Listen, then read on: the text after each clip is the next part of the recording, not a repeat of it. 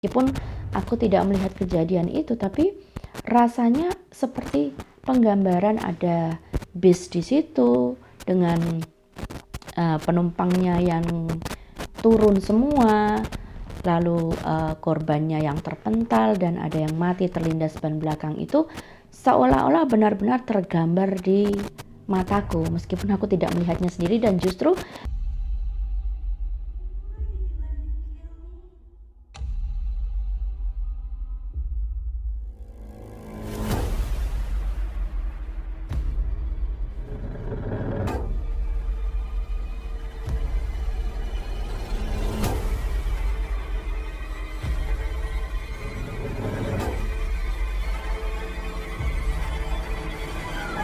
halo, assalamualaikum. Terima kasih sudah singgah di channel ini.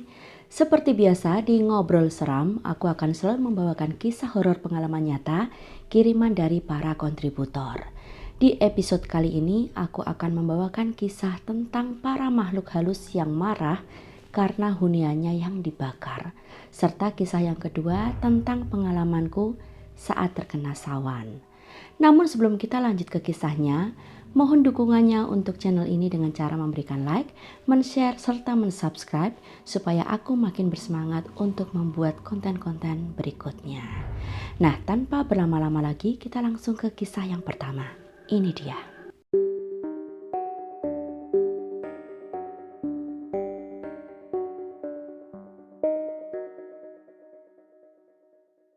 Kisah yang pertama ini dikirimkan oleh salah seorang sahabat yang kita panggil saja dengan sebutan Nurdiana.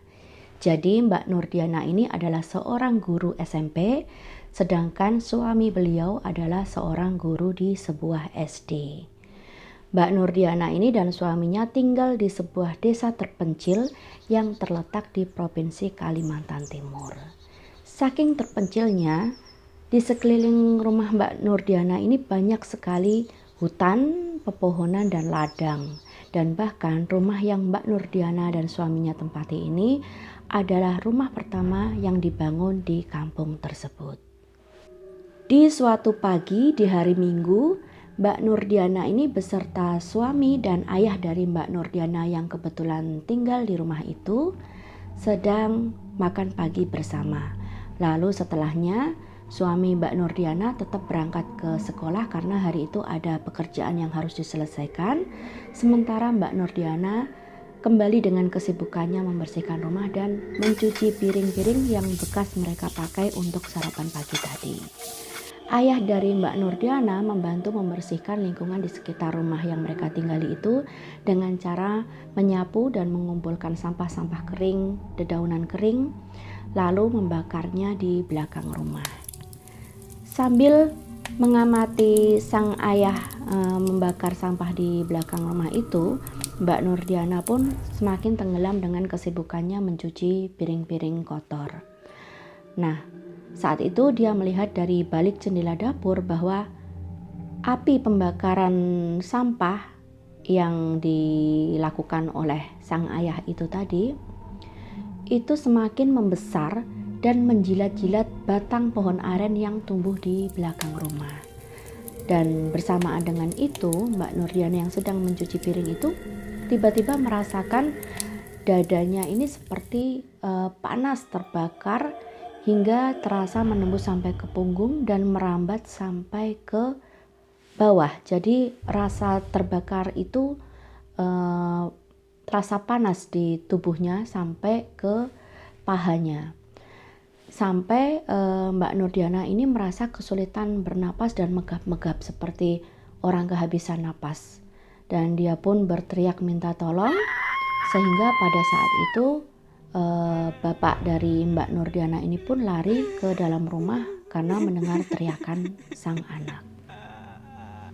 Bapak dari Mbak Nurdiana ini pun berusaha menolong putrinya dengan cara memijat dan mengurut-urut punggungnya berkali-kali dari atas ke bawah untuk berusaha melegakan pernapasannya Mbak Nurdiana.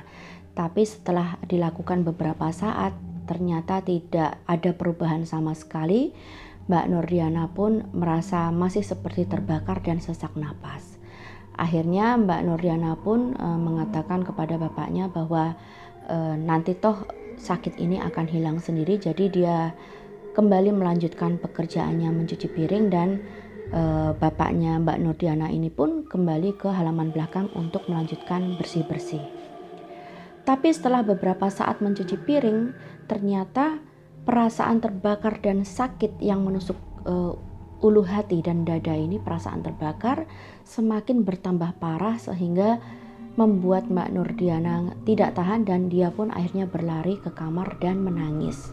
Sambil menangis dia menelpon suaminya dan meminta sang suami untuk segera pulang. Akhirnya suami Mbak Nurdiana ini pun segera pulang tanpa menyelesaikan pekerjaannya, dan sesampainya di sana Mbak Nurdiana ini menangis histeris karena merasakan sakit yang luar biasa serta perasaan takut kalau ia sampai mati karena ia belum ingin berpisah dengan ibu tercintanya. Jadi bayangan wajah ibunya itu tiba-tiba saja melintas di pikirannya, dan beliau tidak mau mati muda dan harus meninggalkan sang ibu. Di tengah kepanikan seperti itu, suami Mbak Nurdiana ini merasakan suatu hal yang tidak wajar yang terkait dengan sesak napas sang istri, rasa panas yang membakar tubuh sang istri ini dengan apa yang dilakukan oleh sang bapak mertua di belakang rumah. Jadi saat itu suaminya Mbak Nurdiana ini merasakan ada hubungannya dengan sakitnya Mbak Diana ini dengan apa yang dilakukan oleh bapaknya Mbak Nurdiana dengan membakar area di belakang rumah itu. Akhirnya suami Mbak Nurdiana ini meminta bantuan dengan cara menelpon salah seorang kepala sekolah yang berada di desa sebelah. Kita sebut saja nama beliau dengan sebutan Bapak Daroji. Jadi setelah menelpon Bapak Daroji, lelaki itu pun segera bergegas menuju ke rumah Mbak Nurdiana untuk menolong Mbak Nurdiana. Tak berapa lama kemudian Pak Daroji pun sampai di rumah itu. Nah, Mbak Nurdiana yang biasanya hormat dan sungkan kepada lelaki sepuh itu, mendadak hari itu merajuk manja dan mengeluh, bersikap seperti seorang anak kecil. Nah, di saat itu Pak Daroji pun mencoba mengobati Mbak Nurdiana, dan beliau berkata bahwa ini adalah ulah dari para makhluk yang menunggui pohon aren yang berada di belakang rumah mereka. Jadi ada 5 sosok makhluk gaib atau makhluk halus yang sekarang bersemayam di dalam tubuh Mbak Nurdiana. Lalu Pak Daroji pun berkata bahwa ia akan mengusir sebagian makhluk yang bersemayam di tubuh Mbak Nurdiana, dan sebagian lainnya akan ia bawa pergi untuk dipindahkan ke tempat yang jauh. Nah, setelah Pak Daroji itu pergi, suaminya Mbak Nurdiana ini berkata bahwa saat kamu tadi diobati oleh Pak Daroji, kamu itu berteriak-teriak seperti anak kecil. Lalu Mbak Nurdiana yang sedikit tersinggung kan karena tidak paham dengan maksud perkataan sang suami tadi, ia pun sedikit marah berkata, anak kecil apa, aku bersikap biasa-biasa saja kok, aku nggak bersikap seperti anak kecil. Lalu suaminya pun menjelaskan bahwa saat kamu tadi diobati oleh Pak Daroji, kamu tuh suaramu berubah, bukan jadi suara kamu. Suara kamu seperti suara anak kecil dan merajuk, menangis, membujuk, seperti itu. Jadi ternyata ada makhluk yang bersemayam di tubuh Mbak Nurdiana ini tadi yang berwujud anak-anak kecil. Nah, setelah berkata seperti itu dan menyadari bahwa hal itu terjadi karena akibat dari perbuatan bapak dari Mbak Nurdiana yang membakar pohon aren tersebut, akhirnya sang bapak pun meminta maaf karena ia meskipun secara tidak sengaja, tapi hal yang terjadi pada Mbak Nurdiana adalah sesuatu yang diakibatkan karena perbuatan beliau. Lalu mengapa Meskipun bapak Mbak Nurdiana ini yang membakar, mengapa justru Mbak Nurdiana yang terkena dampaknya dan bukan malah bapaknya? Lalu menurut penuturan dari suami Mbak Nurdiana yang didapat dari Pak Daroji itu, ternyata bapaknya Mbak Nurdiana ini yang berasal dari Banyuwangi aslinya. Beliau ini mempunyai ilmu atau pegangan yang sehingga beliau itu tidak bisa dicelakai oleh makhluk-makhluk yang berada di sana, sehingga akibatnya yang terkena akibatnya adalah Mbak Nurdiana. Itu menurut penjelasan Pak Daroji. Setelah hari itu, Mbak Nurdiana ini mengira bahwa keadaan sudah kembali menjadi normal dan pulih seperti sedia kala. Tapi ternyata perkiraannya salah. Jadi setelah ia kembali ke sekolah, ternyata banyak sekali murid-murid SMP yang di mana tempat Mbak Nurdiana mengajar, serta murid-murid SD di tempat kerja sang suami itu terjadi kesurupan massal. Bahkan dalam satu hari bisa 3 atau 4 orang anak yang kesurupan dalam jangka waktu yang sama atau berbarengan di hari yang sama. Nah, suasana pun menjadi kacau balau karena hal itu berlangsung selama beberapa hari sampai lebih dari 1 minggu, dan akhirnya Pak Daroji yang dulu pernah membantu Mbak Nurdiana pun akhirnya turun tangan. Dan ternyata menurut pengakuan beliau, yang menyebabkan kesurupan massal ini adalah para makhluk-makhluk kecil yang semula mengganggu Mbak Nurdiana yang berasal dari belakang rumahnya itu. Mereka marah dan mencari orang tua mereka karena sebagian dari orang tua mereka itu dipindahkan oleh Pak Daroji ke tempat yang jauh dan sebagian lagi dipindahkan ke area hutan tanaman industri. Jadi di sekitar daerah tempat tinggal mereka itu ada hutan tanaman industri milik pemerintah. Nah, itulah yang menyebabkan anak-anak itu kesurupan hingga akhirnya Pak Daroji ini pun mengumpulkan para guru dan para warga serta pemuka agama untuk melakukan pembersihan atau istighosah bersama yang dilangsungkan di sekolah-sekolah tersebut. 2 minggu setelah kejadian tersebut, keadaan perlahan pulih kembali seperti semula. Jumlah anak-anak yang kesurupan pun semakin berkurang sehingga tidak ada sama sekali. Keadaan pun berjalan normal. Tapi ada satu hal yang mengganggu pikiran Mbak Nurdiana karena sakit di punggungnya ini terasa semakin nyeri, parah.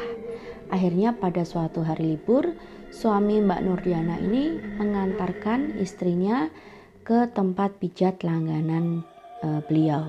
Kita panggil saja pemijat ini dengan sebutan Bu Marni gitu ya. Nah, sampai di rumahnya Bu Marni ini, Mbak Nurdiana ini pun sambil tengkurap dipijat punggungnya, ditekan gitu, dan dia pun bercerita tentang kejadian-kejadian di sekolah tempat Mbak Nurdiana ini dan suaminya mengajar, serta bagaimana asal mula kejadian itu bisa terjadi, yaitu akibat dari pembakaran sampah yang dilakukan oleh Bapak Nurdiana. Setelah Mbak Nurdiana ini selesai bercerita, Bu Marni ini pun berkata bahwa apa yang dilakukan Pak Daroji untuk membersihkan tubuh Mbak Nurdiana ini belum sepenuhnya berhasil, karena ternyata masih ada satu sosok makhluk gaib yang menghuni tubuh Mbak Nurdiana. Nah, saat itu Mbak Nurdiana pun terkejut karena bagaimana bisa? Karena waktu itu Pak Daroji berkata bahwa beliau sudah memindahkan semua makhluk yang bersemayam di tubuh Mbak Nurdiana ini ke tempat lain dan ke hutan tanaman industri. Tapi Bu Marni ini berkata bahwa makhluk ini sangat licik. Jadi saat Pak Daroji datang untuk menyembuhkan Mbak Nurdiana dan menyembuhkan anak-anak yang kesurupan itu, makhluk itu pergi meninggalkan tubuh Mbak Nurdiana. Tapi saat Pak Daroji ini sudah pergi, makhluk itu pun kembali dan menyakiti tubuh Mbak Nurdiana dan sekarang bersemayam di antara tulang punggungnya. Lalu Bu Marni ini menekan bagian tulang punggung Mbak Nurdiana dengan satu jari. Beliau ini hanya mengelus di bagian tulang punggung itu dan berkata bahwa makhluk itu bentuknya seperti semut tapi kakinya banyak sekali dan ukurannya sebesar jari tengahnya Mbak Nurdiana. Jadi makhluk itu menempel di salah satu ruas di tulang punggung Mbak Nurdiana dan menggerogoti tulang itu dari sana, sehingga Mbak Nurdiana ini merasakan kesakitan dan ngilu yang luar biasa. Nah, dengan rasa takut dan panik ya, Mbak Nurdiana pun menangis dan memohon-mohon kepada Bu Marni ini untuk membantu menyembuhkan beliau, entah bagaimana caranya. Apakah makhluk ini bisa dipindahkan Bu, atau bagaimana caranya mengobati saya? Mbak Nurdiana berkata seperti itu. Lalu Bu Marni ini pun bercerita, saya bisa mengambil makhluk ini dan nanti akan saya pindahkan ke tempat lain, tapi untuk sementara akan saya taruh di pojok ruangan ini dulu. Nah, sambil berkata seperti itu, Bu Marni ini mengelus-elus bagian tulang punggungnya Mbak Nurdiana dengan seperti elusan biasa, seperti pijatan biasa. Tapi saat itu Mbak Nurdiana ini melihat sepertinya Bu Marni ini sangat kecapean, kelelahan, hingga keringatnya ini berleleran, seolah-olah Bu Marni ini benar-benar mengerahkan seluruh tenaganya untuk mencabut atau mengambil makhluk tersebut dari tulang punggung Mbak Nurdiana. Nah, setelah diurut beberapa kali oleh Bu Marni itu, Mbak Nurdiana merasa enakan dan Bu Marni ini seperti menaruh sesuatu di pojok ruangan.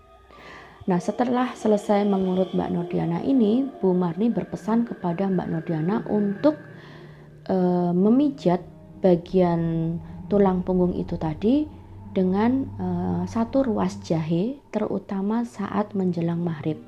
Lakukan itu selama beberapa hari sambil berdoa, sampai nanti bekas lukanya hilang. Nah, akhirnya setelah mengucapkan terima kasih dan pijat itu selesai, Mbak Nurdiana pun bergegas kembali ke rumahnya dan melakukan apa yang dipesankan oleh Bu Marni saat itu juga, yaitu saat menjelang maghrib ia mengambil jahe dan mengolesi atau memijat pelan daerah yang ditunjukkan oleh Bu Marni di tulang punggung Mbak Nurdiana ini sambil membaca doa. Dan sebelumnya ada seperti luka di sana, tapi setelah beberapa hari, yaitu sekitar 4 atau 5 hari, luka itu luka bekas entah apa itu yang tidak bisa terlihat, tapi saat disentuh Mbak Nurdiana itu seperti ada luka di sana. Setelah 4 atau 5 hari, luka itu pun perlahan menghilang hingga akhirnya tidak ada bekasnya sama sekali. Tapi anehnya, setelah kejadian itu, Mbak Nurdiana mulai bisa merasakan kehadiran makhluk halus. Dengan kata lain, indera keenamnya Mbak Nurdiana ini mulai terbuka semenjak kejadian itu. Nah, untuk kejadian-kejadian selanjutnya yang Mbak Nurdiana alami setelah itu, yaitu dia bisa melihat makhluk-makhluk yang lainnya, nanti mungkin aku akan ceritakan di lain episode ya. Semenjak itu benar-benar Mbak Nurdiana menjaga perilakunya terhadap alam di sekitar rumahnya. Nah, itu tadi kisah yang pertama dari Mbak Nurdiana. Kita lanjut ke kisah yang kedua. Ini dia.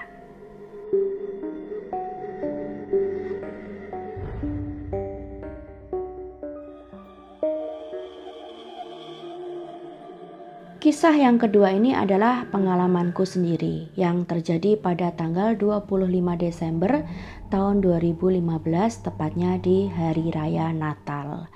Jadi rumahku ini terletak dekat sekali dengan sebuah pantai wisata di sebuah kota di pesisir utara Pulau Jawa. Nah, di setiap hari-hari besar atau hari-hari libur atau perayaan apapun, pantai wisata di dekat rumahku itu selalu ramai oleh para pengunjung yang berasal dari kabupaten di sekitar kabupaten tempat aku tinggal. Jadi banyak sekali pengunjung dari luar kota yang datang ke pantai tersebut. Nah, karena banyaknya pengunjung itu, maka area menuju ke tempat wisata tersebut atau pantai tersebut selalu diberlakukan satu jalur. Jadi setiap mereka yang datang ke sana dan keluar dari tempat wisata itu atau pantai itu selalu melalui jalur yang berbeda. Jalurnya memutar melingkar. Nah, pada saat itu aku berada di rumah sendirian. Sementara anak perempuanku hari itu karena sudah ada janji untuk barbecue atau bakar-bakar sate dengan teman-temannya, dia pun pergi ke rumah temannya untuk berkumpul dengan mereka dan barbecue di sana. Nah, sekitar sore ya, pukul 3 sore asar gitu, anakku ini kita panggil saja dengan sebutan Mbak Lena.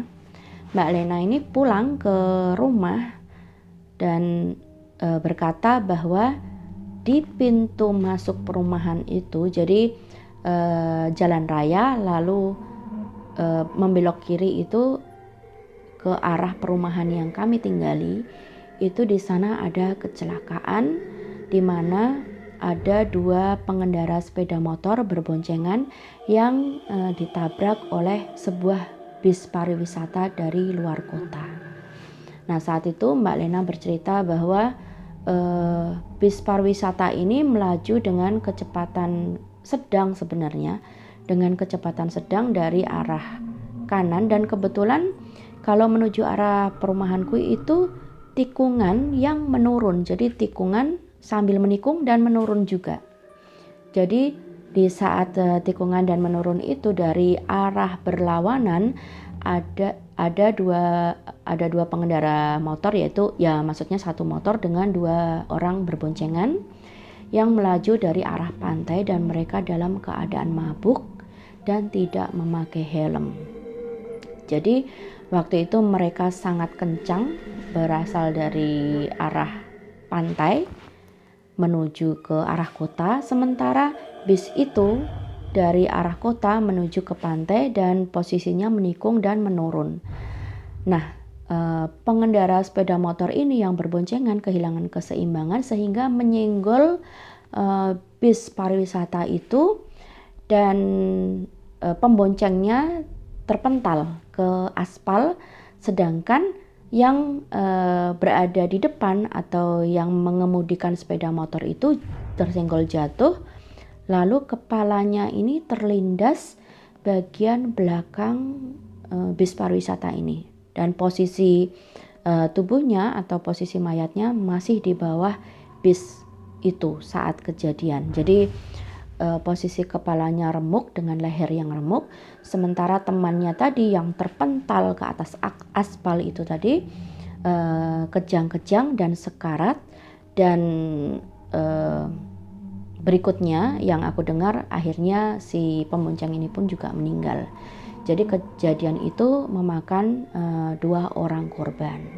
Nah, saat Mbak Lena ini pulang ke rumah menuju ke rumah kami, saat itu bahkan kejadian itu baru beberapa saat terjadi, sehingga bahkan polisi pun belum datang,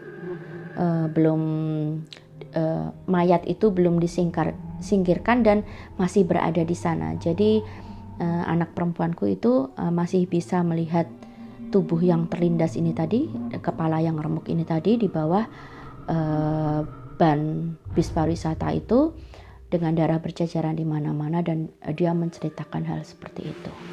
Nah, aku yang mendengarkan cerita anak gadisku agak speechless ya, sambil membayangkan, aduh kok meninggalnya di situ, padahal itu satu-satunya jalur yang harus kita lewati setiap kali kita masuk atau keluar dari perumahan. Jadi tidak ada jalan lain, dan itu merupakan jalan satu-satunya akses keluar dan masuk dari dan ke perumahan.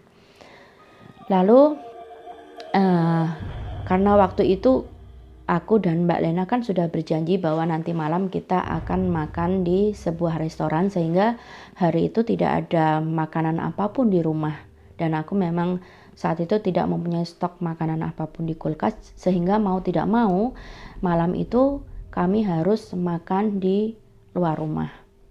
Nah, ceritanya waktu itu aku mau selepas maghrib ya, selepas sholat maghrib, aku dan Mbak Lena ini mau berboncengan sepeda motor menuju ke kota di tempat restoran yang akan menjadi tujuan kami. Saat itu sebenarnya aku sudah hendak membatalkan, tapi karena aku sangat lapar dan tidak ada yang bisa dimakan, sehingga ya akhirnya mau gak mau pun hari itu malam itu kami harus keluar rumah. Nah, setelah selesai azan maghrib, setelah kami selesai sholat maghrib, kami pun berboncengan, aku dan Mbak Lena ini meninggalkan perumahan dan mau tidak mau ya melewati area bekas kecelakaan itu tadi. Nah, aku yang saat itu mengemudikan sepeda motor di depan dan Mbak Lena yang membonceng di belakang, itu melihat ceceran darah bekas korban kecelakaan itu tadi yang ditutupi oleh pasir. Jadi diwuwuri, kalau orang Jawa bilang diwuwuri ya, ditaburi pasir untuk menutup noda darah yang tercecer di jalan itu tadi. Tapi bau amisnya, anyirnya ini, entah karena itu memang masih bau anyir atau memang perasaanku saja karena sugesti, tapi yang jelas bau anyir ini tiba-tiba menyergap penciumanku sangat kenceng gitu. Aku tiba-tiba merinding. Jadi sambil mengemudikan motor itu bulu kuduku merinding gitu. Aku perasaanku nggak enak ya Mbak. Ya wajar Bu, ini kan barusan jadi tempat kecelakaan dan sampai orangnya meninggal. Gak apa-apa, udah jangan dipikir. Anakku berkata seperti itu. Akhirnya sesampainya di restoran itu pun kami memesan makanan, tapi entah mengapa selera makanku itu udah lenyap, hilang.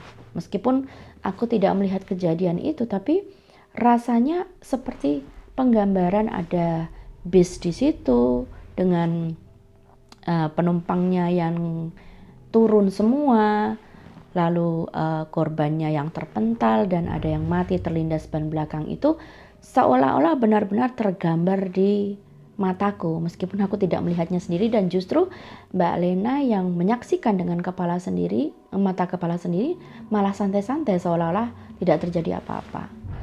Nah, akhirnya setelah acara makan malam yang tidak sukses itu karena aku makan dengan malas kan ya, akhirnya kami pun kembali ke rumah sekitar hampir pukul 9 malam dan kembali lagi melalui lokasi kecelakaan itu yang sangat sepi. Memang benar-benar daerah itu memang sudah sangat sepi ya, karena orang yang berlalu lalang di situ juga sudah sangat jarang, dan orang-orang yang tadi siang banyak berlalu lalang ke pantai atau dari pantai pun sudah pada pulang ya, sehingga jalanan itu kembali sunyi, sepi. Dan untuk masuk ke area perumahan itu aku harus melewati gudang kosong dan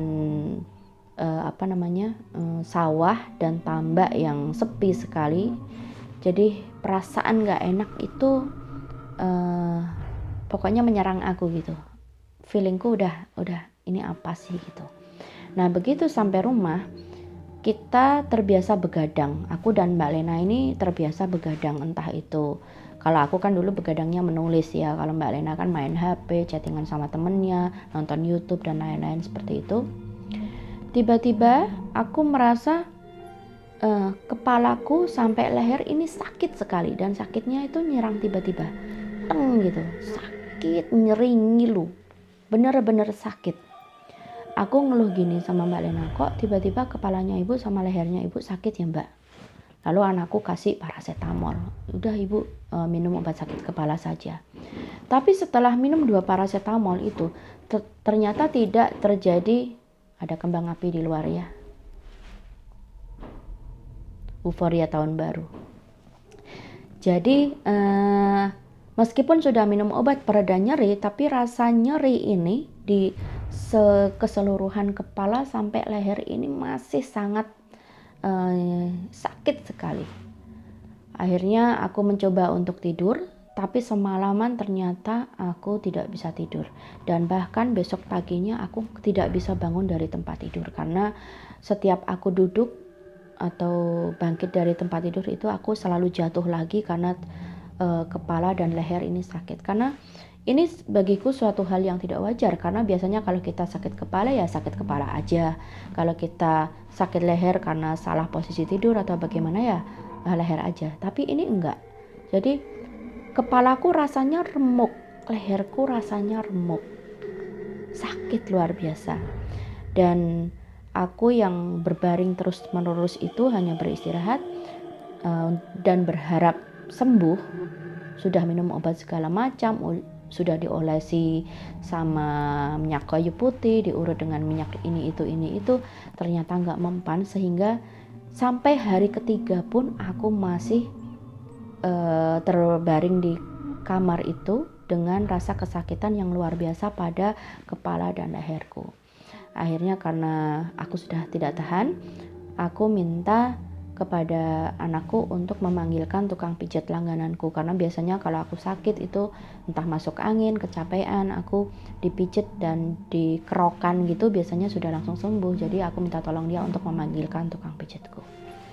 Nah, tukang pijatku pun ini datang, kita panggil saja dengan sebutan Bulia. Jadi Bulia ini usianya waktu itu aku kan masih sekitar 30 berapa ya, usia aku 34 tahun atau berapa, sedangkan Bulia ini sudah 40-an. Nah, Bulia ini datang ke rumah memijati aku, terus beliau berkata, ini mbaknya sakitnya bukan sakit yang wajar. Loh kenapa Bulia? Bulia kan memang sedikit banyak tahu ya hal-hal seperti itu, karena beliau kan tukang pijat, terus ya tahulah, punya sedikit indera keenam untuk mendeteksi penyakit-penyakit yang tidak wajar, karena pasiennya juga sudah sangat banyak dan beliau juga sudah menjalankan profesi ini selama puluhan tahun sejak beliau masih muda banget, dan itu memang keturunan dari keluarganya ya. Jadi beliau berkata bahwa aku ini kena sawan dari korban yang meninggal beberapa hari lalu di pertigaan pintu masuk perumahan tempatku itu. Jadi Bulia berkata karena aku sebelumnya sudah sudah lemah, sudah tersugesti, sudah merasa miris gitu ya, dan kebetulan pas beberapa jam setelah kejadian aku lewat situ dan perasaanku tertekan jadi drop, sehingga ya istilahnya kodam atau arwah lah ya, arwah dari pengendara sepeda motor ini, kodamnya lah istilahnya, ngikut ke aku sehingga aku bisa merasakan sakitnya apa yang dialami oleh korban tersebut. Itu menurut penuturan Bulia. Padahal sebelumnya aku juga nggak bercerita tentang kejadian itu ya. Tapi Bulia ini sebenarnya juga warga yang satu kelurahan dengan tempat aku tinggal. Cuma waktu itu saat aku bilang aku sakit, ini bagian kepala, bagian leher, aku sama sekali nggak mengungkit-ungkit tentang kejadian kecelakaan itu, karena iya mungkin menurutku itu hanya aku salah urat atau keseleo atau masuk angin atau apa. Tapi ternyata Bulia berkata seperti itu. Nah setelah beliau memijat aku sambil didoakan gitu-gitu, berangsur-angsur pulih, dan beliau berkata, udah tenangkan aja hatinya. Jadi kalau ada peristiwa-peristiwa seperti itu atau melihat sendiri ataupun mendengar kejadiannya, jangan terlalu dipikirkan terlalu dalam. Nanti takutnya setiap kali mbaknya lewat di suatu lokasi atau lewat di suatu tempat kejadian dan masih ada sisa-sisa energi di situ, dan mereka akhirnya ngikut ke mbaknya karena mbaknya ini termasuk orang yang sensitif. Bulia berkata seperti itu. Nah jadi mulai saat itu aku yang dulunya cuma ketawa setiap ada orang berkata nanti kena sawan, bahkan aku pun yang meskipun dibesarkan dengan lingkungan budaya Jawa yang kental, yang kakek nenekku, orang tuaku dulu masih percaya dengan nanti anakmu kena sawan ini, dan aku cuma ketawa-ketawa saja. Dan setiap kali mendengar cerita tentang sawan, aku cuma bilang udah zaman modern seperti ini masih kena sawan. Tapi ternyata setelah hal itu terjadi kepadaku, satu pengalaman moral yang aku dapat, sekarang aku lebih berhati-hati menjaga lidah atau berucap, karena mungkin saja sesuatu yang kita ragukan atau kita tidak percayai dan kita menganggap itu remeh, ya sebaiknya cukup di dalam hati saja, tidak perlu diucapkan, agar ya lebih baik menghargai sajalah. Kalaupun tidak percaya lebih baik menghargai, kalau tidak percaya tidak perlu ditertawakan. Seperti itu. Jadi pelajaran buatku sendiri sih, entah bagi kalian. Nah, itu tadi 2 buah cerita yang aku hadirkan untuk kalian. Semoga bisa menghibur. Terima kasih kepada Mbak Nurdiana yang telah mengirimkan cerita ini. Aku tunggu cerita-cerita selanjutnya dari Mbak Nurdiana. Juga terima kasih kepada teman-teman yang sudah menyaksikan video ini hingga selesai. Semoga ada hikmah ataupun pelajaran moral yang kita dapat dari 2 buah kisah yang aku sampaikan. Bagi kalian yang mempunyai pengalaman seperti ini dan ingin berbagi dengan kami semua, silakan kirimkan pengalaman kalian melalui Instagram atau Facebook ataupun langsung menghubungi WhatsApp nomorku. Bisa diketik ataupun di record voice. Dan setelah ini mungkin aku akan menghadirkan cerita-cerita lain lagi, tapi sebelumnya aku mengucapkan mohon maaf apabila ada kesalahan pengucapan, ada salah penyebutan nama ataupun kata-kata yang kurang berkenan di hati ataupun di pikiran, di telinga kalian, aku mohon maaf sekali lagi. Dan sekali lagi terima kasih. Kita jumpa lagi di episode berikutnya. Assalamualaikum warahmatullahi wabarakatuh.